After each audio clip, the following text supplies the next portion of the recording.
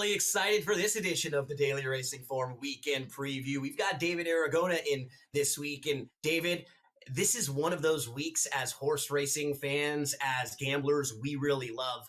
3 massive Kentucky Derby prep races all across the country. I think we have a total of 17 stakes races between Santa Anita, Gulfstream, and Aqueduct. We're going to preview each of the 3 Kentucky Derby points races on this show. I'm really excited, and I know you as a horse racing fan are probably pumped for a big weekend like this. Yeah, in recent weeks, we haven't had too many results that have really moved the needle in the Kentucky Derby conversation, but it feels like that's going to change this Saturday with the Fountain of Youth, the San Felipe, and the Gotham being run across the country. So that'll be the schedule of events on this show. We'll take a look at the Derby watch standings, and David can talk about that in a moment. And we're also going to bring in our first guest, Peter Rotondo from First Racing. He's the SVP of Racing and Wagering. He's going to help us dive into a huge day at Gulfstream Park, talk about what's happening over at Santa Anita as well. But David, just a quick thought at the list here. This is something that you put together each and every week with another member of the Daily Racing Forum, Brad Free. So if anyone wants help kind of following along, this is what you'll see each and every week. You want to give us a quick thought on the recent Derby watch? Yeah, we track the top 20 Kentucky Derby contenders. I set prices on each of them each week, updating it every Wednesday. Brad and I recap the preps on the Daily Racing Form YouTube channel with new episodes every Wednesday. As you can see, Bob Baffert's got the top 2 on the list. He's always a center in the Kentucky Derby conversation. Citizen Bull and Barnes, who we're going to see this weekend. Let's head on out to Gulfstream Park. Let's talk some Fountain of Youth with Pete. So, Pete, good friend of the show. Thanks so much for hanging out with us again. You're one of the head honchos over there at First Racing and First Bet. What a huge weekend you guys have. Give us a quick plug, some of the big things happening at Gulfstream and at Santa Anita before we get into this race. Yeah, well, thanks, Gino. We have 14 stakes races between the two tracks on Saturday. 9 stakes at Gulfstream. The last 7 in a row will be stakes races. The whole late pick 5, the late pick 4, the pick 6 will all have all stakes. So it's gonna be a very exciting weekend. Yeah, I mean, if you're someone who likes to play like multi-race wagers, they have an awesome pick 5. It's called the Coast to Coast pick 5. It connects Santa Anita and Gulfstream. There's no computer wagering there, so it makes a lot of sense for some of the smaller bettors. You really have a shot. Free Daily Racing Form past performances, low takeout, everything the bettors want. And I think we're coming off like the highest pool it's ever had last week, maybe even higher this week, huh, Pete? Yeah, I think it'll be over 300,000 this week. It's the payouts have been great, and the parlay figure on this bet is double, sometimes up to 6-7 times what it should pay if you just parlayed all the wins together. So again, for the sports bettors out there, it's good value. I hit one of these a couple of weeks ago, and I was able to go see Aladdin on Broadway because of it. So I was very happy about that, Pete. Let's dive on into the Fountain of Youth, horse by horse. Let's start with the one, Pete. I know you like this horse a little bit, right? Gate to Wire, who won the Swale last time out. That was his first start on the dirt. He was super impressive. Yeah, he's my top pick. I was at Gulfstream for the race, and Todd Pletcher had mentioned before the race to the reporters for NBC, they weren't even going to run him. They needed somewhere to run. They tried to get into an allowance race. It didn't fill. They put him in there, and they thought, we'll just get a piece. And then horse won for fun. He looks like he's a big strapping horse. He's bred for the distance. He's got some dirt. No, he ran on the dirt. The mom was a grass horse, but liked to go long. 3rd race off a layoff. I almost like that the horse ran on grass as early in its career. It got some good bottom, and he's just inside post. Should sit a perfect trip, and I think you're going to get 6-1. Yeah, Gate to Wire. Last time when he won, we were hoping for him to win, not Gate to Wire, which is exactly what happened. He set off the pace. He got a great trip. David, what are your thoughts on the Swale winner? He's a horse that really improved on the dirt last time. Got to see if he can do it over a longer distance on Saturday, and maybe with a different trip, because he didn't have to face any horses kicking that dirt back in his face last time, kind of sitting out in the clear. Could be different with him breaking from post position number 1 this time. David, let's stick with you and talk about the number 2, Sovereignty, who is coming off a bit of a layoff. He hasn't raced since October of 2024, but when we last saw him, he was a big winner of the Street Sense. It just has been a little while for him. I'm concerned that he might be a little short in this race, but he certainly has a lot of talent. What do you think about Sovereignty? Yeah, in my opinion, his Street Sense victory was the most visually impressive performance that we saw from any of these horses that are pointing towards the Kentucky Derby. The problem is we haven't seen him since October. Coming off the layoff, feels like he might be a little bit behind the eight ball compared to some of these other horses starting their campaigns. So I think he's going to come running late in this race. I just wonder if he's going to be fully cranked up to deliver a victory. Pete, couple major players in Sovereignty and Burnham Square. You have them more as underneath horses in here, probably horses that are going to be pretty heavily bet in this race. Yeah, Sovereignty, I think, again, David hit exactly the right points there. I think he's coming off a layoff, so how cranked up is he going to be? I think could be an issue. But maybe you play him next time, right? Second start back. Exactly. And I'm going against Burnham Square. Listen, again, I was there on Holy Bull Day. The field kind of fell apart. There was a Guns Loaded was a speed horse. He wound up last. Ferocious wasn't ready for the race, didn't run that well. He beat a horse who just broke its maiden last time. Could be a little bit of a phony race, I think, and he's going to be bet, and we don't want chalk. Pete looking for some value here. David, what are your thoughts on Burnham Square? I think Burnham Square has passed every test so far, and he's got to step up against a slightly tougher field this Saturday, but I really like the way that he won the Holy Bull. He's proven over the distance and the track. I think he's going to be awfully tough to beat in this race. David, let's stick with you for McKellen, the number 4. He's coming off a disappointing effort in the Mucho Macho Man. He just didn't really fire that day. Can you give him a shot back in here? He could be one of the horses that's forcing the pace early, potentially mixing it up on the front end, but I think there are better quality speeds in the race, and he just feels like he's facing a tough assignment against better horses. Any thoughts on one of the longer shots in the field, Pete? Yeah, I'm again right there with Dave. I think they're taking a shot. Home team, Jose D'Angelo, why not? You're in the Fountain of Youth. Let's go. So we're going to scratch the 5 solid left who was entered in this race, but he actually raced on Thursday earlier in the week, so he won't be running in this one. But Pete, we can go back to you for River Thames, who has been very good for Todd Pletcher. He's 2 for 2. He hasn't even really been tested yet, so this is going to be a tougher field than what he's faced, but he looks the part of a nice horse. He has a good running style where he can sit close. I don't have a whole lot of knocks on him, just maybe the price. Exactly. And, he's run twice. He's had 2 blowout victories. We've seen this movie with Todd Pletcher at Gulfstream in these 3-row preps where they just keep winning and win for fun. And then next thing you know, they wind up in the Kentucky Derby. I'm using him. Again, he's going to have to prove it. These are real horses he's running against, a little better field than he's faced. And we'll see if he can get the trip.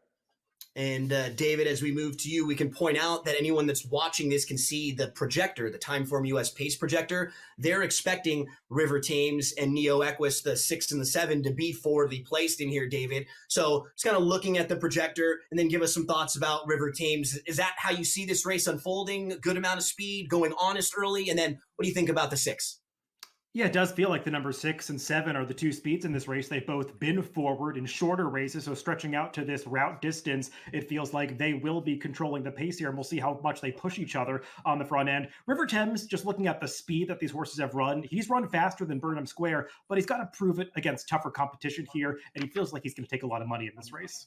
David, while we're with you, we'll round out the field with the 7 Neo Equus, who I could see showing some speed in here. Kind of a little bit of a long shot, though. We'll have to get the acid test. I know you were a fan of the 8 Keep It Easy and that impressive win last out. Yeah, Keep It Easy is a bit of a wild card coming into this race. He was pretty impressive when he earned a stakes victory at the end of last season at Churchill Downs. He's another one that's stretching out around the 2 turns for the first time, but he certainly got the breeding to do it. And Pete, I think you were also of the outside too, leaning more towards the 8 horse who was coming off that nice win. Yeah, and again, I think the price might be right compared to some of the others maybe coming off the layoff.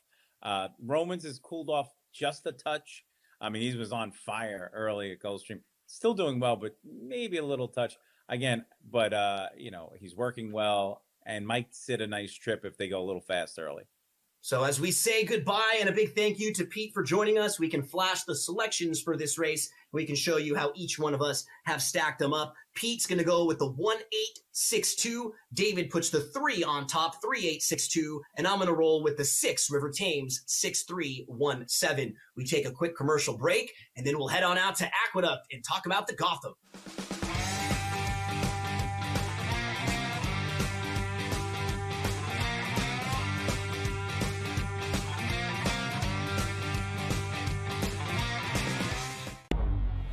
two guys that can do it all. Too much electricity this morning. This is a good time. We're having a lot of fun. I had to do a triple take. Ka-ching! Why? Because of parity. I didn't mean to offend. Yeah, it's not going to happen. Load management is a dirty word. Let him rip. You know what? Circumstances provide the results. What? How do you do this one? Oh, Donnie, you got such a good show there. A network that is booming. The Early Line, only on SportsGrid. The Knicks versus the top three teams in the league. Oklahoma City, Boston, Cleveland, 0-7. And you take out the 110-104 loss to Cleveland at home in October, and they lost by double digits every game. The Knicks will make the playoffs. Number one, do they fix their defensive problems? And two, are they actually healthy? Betting above the rim, only on SportsGrid. You have Duke the 1, Houston the 2. They're the two best defensive teams in the country. I want to see them play for the right to go to the Final Four because I think that would be a kick-ass game. Duke is really great on both ends of the floor. You know, they can score and they can defend, and that's why they win by big numbers all the time, because they're really good on both ends of the floor. I don't trust Houston's offense. Pharrell coast to coast, only on SportsGrid. The Eagles got it done. If you back them, you're celebrating. Football season may be over, but the action never stops. Are you ready for some baseball? At SportsGrid, we're always in the game. We bring you 24/7 betting insights, expert picks, and real-time analysis. Next big play is already in motion. Are you ready?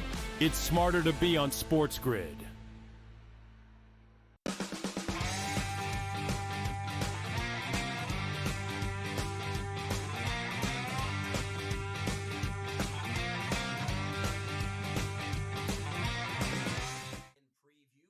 To make the change from Gulfstream Park and head on over to Aqueduct because they have a big race this weekend and a big day on Gotham Saturday. It's going to be the Gotham with Kentucky Derby points up for grabs. And my partner this week, David Argona, in addition to working for Daily Racing Form, he also sets the morning line over at the NYRA, and he does selections and analysis for them, a man that wears many, many hats. So, David, you had to put the odds out for this field. Let's go through the field inside to outside. Our colleague David Grenning does a fantastic job setting the scene in an article at drf.com. So if you want some extra help, he'll give you some tidbits on this race as well. 8 of the 10 horses in this race won their last start, but we don't have any that have an open company stakes win. So it's not necessarily a field, David, where we have the tip top of the Kentucky Derby leaders right now, or horses that we think might be some of the major players. But from a gambling standpoint, it's a really good betting race and maybe a chance for someone to kind of stamp themselves as a major player on the East Coast. Yeah, these are horses that I'm very familiar with, having been based in the New York circuit and most of these competing in the New York circuit. Not a venue that typically produces Kentucky Derby contenders, but as you said, this is a highly competitive field. So let's start with the one Scorching, who comes in from Woodbine, actually raced all 3 times at Woodbine. A couple of starts were on the synthetic and then most recently on the grass. This will be his first start on the dirt and the first start since October. So he has a couple things up against him. What kind of a chance do you give him in this spot on a new surface and off the layoff? Yeah, the new surface, trying dirt for the first time, is the big question mark for this horse, but he certainly looked good in his last couple of victories up in Canada. He's got enough breeding to suggest he could be okay on the dirt. He's just a bit of a wild card in this race. The number 2 Normandy Coast has won back-to-back races, and what's impressive about the wins, not that he won them in a row, it's that he won them with, 6 months in between those starts. So he probably wasn't even at his best in the most recent win on January the 11th at the Fairgrounds. They've given him plenty of time to recover from that race, David. I think you like him a little bit in this spot, right? Yeah, and that return race coming off the layoff at Fairgrounds, I thought he showed a lot of tenacity and grit to kind of battle on. He was having horses challenge him on both sides, and he refused to let them pass. So I think that he could take a step forward here, but he is stepping up against a much tougher field than he faced last time. The number 3 Calling Card will have the blinkers come on. I think we can make an easy excuse for the poor performance in his last race. It was over a sloppy racetrack, just really never got into it. There were a lot of horses that day that didn't seem like they were really taking to that track at Fairgrounds when it was really sloppy. But if you look at his 2 races before that, I think they both were pretty good and would probably stack up pretty well against a group like this. the knock on him is that he's not really fast early. His running style is that of a deep closer, but they'll put the blinkers on David. And a lot of times when they make that equipment change, they're hoping to get a horse to show maybe a little more speed and maybe a little more focus in the race. Yeah, and you can see on that Timeform US pace projector, we are predicting a fast pace, so maybe coming from a little off the pace isn't such a bad thing, and this horse did run by far his best race over this same course and same distance. The number 4, Sacrosanct, is one of a couple of very talented New York breds that are going to be facing tougher company, but they're both undefeated, and they're drawn right next door to each other. First up, it's Sacrosanct, who is 4 for 4. He's very fast. He can sit off a little bit if need be, but he's only gone a mile one time. He won that race. He won that race going a mile. And then right next door, he'll be facing another undefeated one, David. These are two really nice New York breds right next to each other. Yeah, these two are kind of the keys to the race because they've looked really good against their familiar New York bred company, but now they're stepping out against tougher horses in this proving ground on the road to the Kentucky Derby. Sacrosanct, I thought, was really game last time to fight for his victory. He's a horse that you know is going to be in the mix at the end, but another horse that is likely to be contesting the front end. And Sand Devil, another horse with speed. He's been visually impressive in his races, and he's run some really fast times, but he's got to prove that he can step it up too against this tougher field. Yeah, so Sacrosanct, Sand Devil, two extremely talented horses, but they're both undefeated. Unless we get a dead heat here, something's got to give, and maybe both of them could even suffer defeat for the first time. David, what do we do with the number 6, Pagode, who's coming in off of a synthetic win over at Turfway? So we're talking about a different surface. You know, people who are maybe fans of tennis would think about clay versus grass or different surfaces that we would see in sports. Same sort of thing here. It's going to be a new surface for him, and he's going to be stepping up. Yeah, and this horse is going to have to run a lot faster on the dirt here than he did over that synthetic surface first time out. But the best thing you can say about him is he looked like he had no clue what he was doing in that race. He was very unprofessional, and he still won. So maybe he has upside. The number 7, Flood Zone, was a very impressive winner, but he was facing a softer group. It was against just Florida-bred horses, and this race is against all open company horses, so horses that are bred all over. And Flood Zone also won going 6.5 furlongs, now has to go a mile, but he will come into the barn of Brad Cox, which is one of the absolute top trainers in the game right now. He's very good at getting horses that come into his barn to win first time or just to improve them overall. What do you think about this sort of wild card, the number 7, Flood Zone? Yeah, the new owners liked what they saw because they privately purchased this horse out of that victory last time. But like you were saying, he didn't beat a whole lot in that race. And he's another one that's really getting a class test here. And I'm a little skeptical that he's going to be up to the challenge. We got McAfee here, who is coming in for Richard Dutrow Jr., but what I'm a little concerned with this horse, David, he's got some time that he missed. He was supposed to run in a race earlier in January, and you can see that he actually doesn't have a whole lot of published works between January 7th and February 1st. So when you're coming into like a tough competitive race like this, I generally want to see everything going smooth and you're flying on all cylinders heading in. What do you think about his chances here? He certainly has the bloodlines to be a Kentucky Derby contender. Absolutely. Because he's the half-brother to Torpedo Anna, who was the stablemate of last year's Kentucky Derby winner. Mystic Dan, she won the Kentucky Oaks, was last year's Horse of the Year. So he's got some big shoes to fill, but he's going to have to run faster to beat this field. We're going to see her making her 2025 debut very, very soon here. We'll talk about her in the next couple of weeks right on this show. Let's get to Garamond, who comes into this race off of just one career effort. That was a win at Tampa for trainer Chad Brown. Can he stretch out and compete in this race? He had to overcome some adversity in that race, didn't get out of the gate cleanly, made a big move on the backstretch and still won, but that was not a good maiden field that he was beating, so he's got to prove his class. We round things out with the number 10, Mai Mitoli, who won back-to-back races against much softer company. Can he, build that into a win against this better group? He was impressive winning last time, but another one that was just beating weaker competition, and he's facing horses that are on the same level or potentially a little more advanced than him, so he's going to have to step it up. So, David, where are you going to head with your selections as we get ready for our break? I went for a price here, 15-1 on the morning line with the number 2, Normandy Coast. Just think he's got upside coming in here second off the layoff.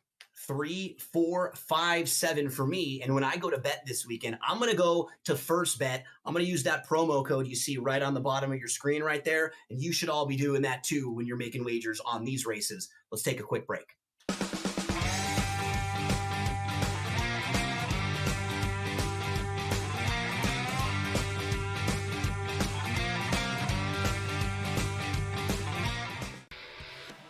Brady Tkachuk saying that if his brother did miss that overtime period against Canada like we saw him do, it must be serious out there. And of course, Brady Tkachuk, not a doctor, but you've got to wonder the status of Matthew Tkachuk and what we're going to find out. Game time for all of these teams and all these players that were, teammates. Now they're facing off against each other. Now they're back to being teammates, whatever it might be. Like, it's time to get things rolling back in the right direction. HL today, only on SportsGrid.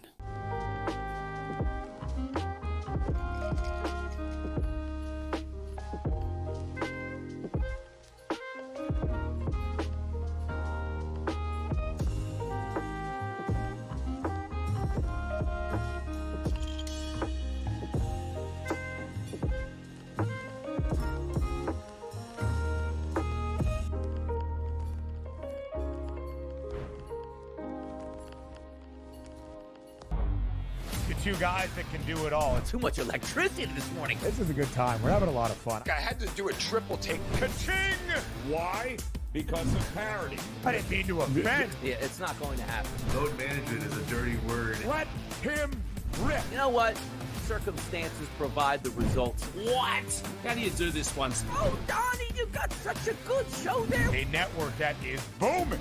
The Early Line, only on SportsGrid.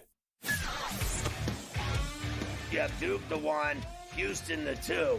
They're the two best defensive teams in the country. I want to see them play for the right to go to the Final Four because I think that would be a kick-ass game. Duke is really great on both ends of the floor. They can score and they can defend, and that's why they win by big numbers all the time, because they're really good on both ends of the floor. I don't trust Houston's offense. Pharrell Coast to Coast, only on SportsGrid.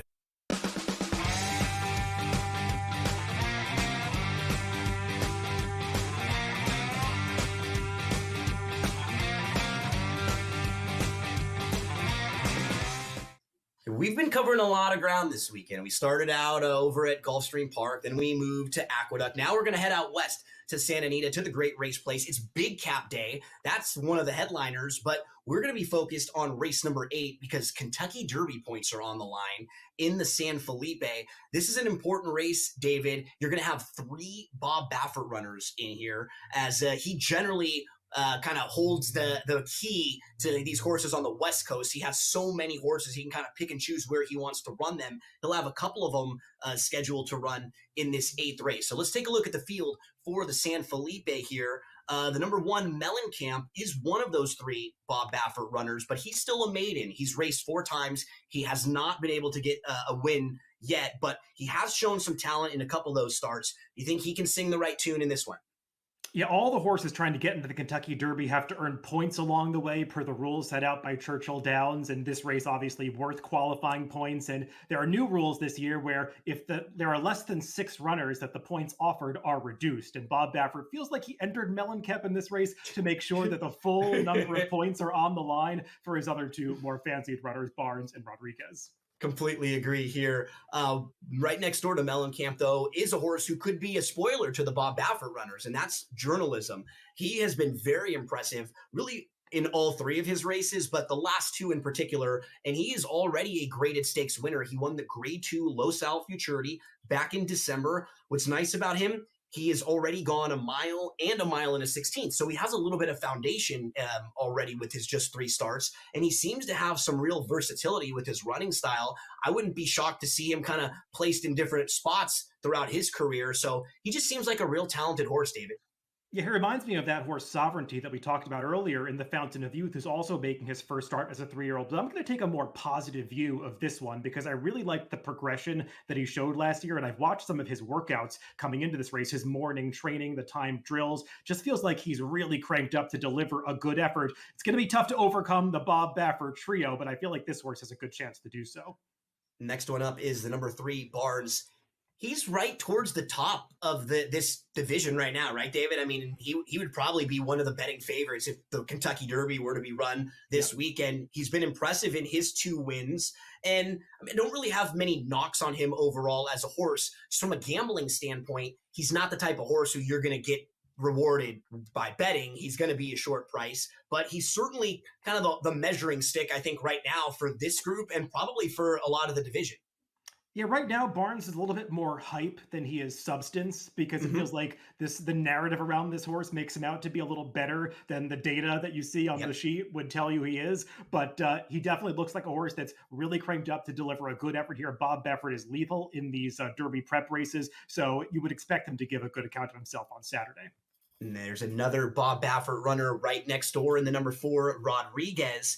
And in just listening to some of Bob's comments and reading through some of the racing form previews from Daily Racing Form consultants, Brad Free and Steve Anderson, some of our colleagues, they do a great job setting it up. That Rodriguez seems like one of the Baffert horses that's a little behind, kind of green still, sort of figuring things out, David.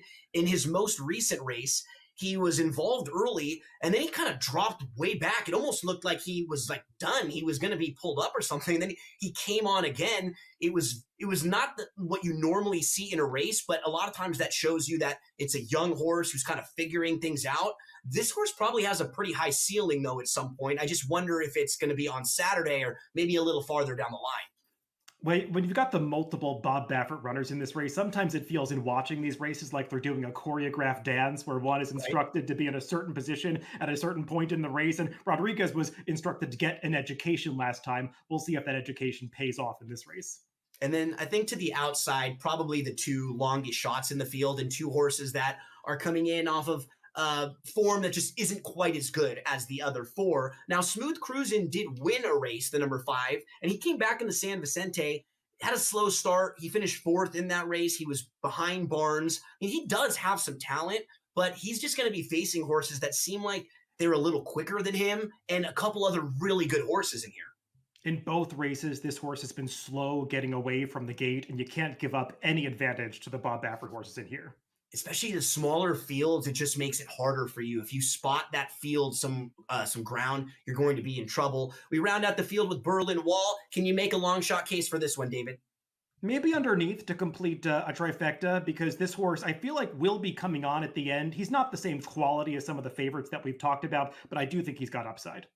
So as we put up selections for the San Felipe, I want to say a big thanks again to Pete Rotondo for joining us. Thanks to producer Mike and producer Lucia for helping us out with this show. David's going to stack the 2 journalism on top, look for a little value. I'll go with Rodriguez on top. Whoever you play, however you play them this weekend, we wish you the best of luck.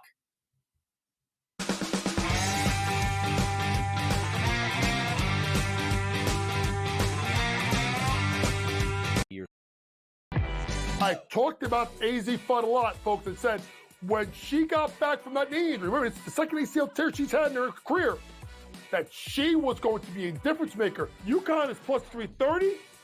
They're not going to get challenged again in the Big East until they come out of conference play in a conference tournament. I still like them at plus 330 to win a national championship. Betting above the rim, only on SportsGrid.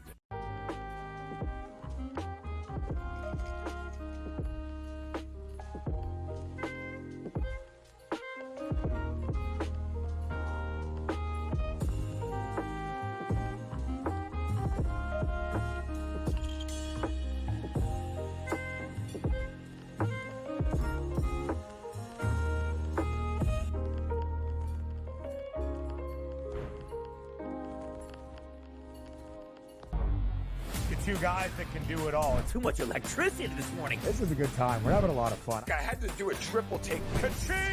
Why? Because of parity. I didn't mean to offend. Yeah, it's not going to happen. Load management is a dirty word. Let him rip. You know what? Circumstances provide the results. What? How do you do this one? Oh, Donnie, you've got such a good show there. A network that is booming. The Early Line, only on SportsGrid. You watch playoff games.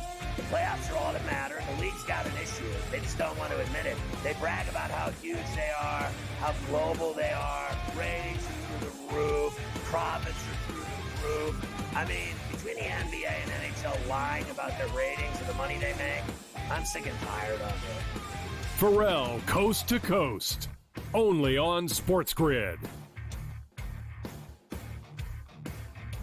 Pharrell. has taken over. Let's go. It's Pharrell. Coast to coast. Steaks, chicks, stacks. You and I are going to make a lot of money.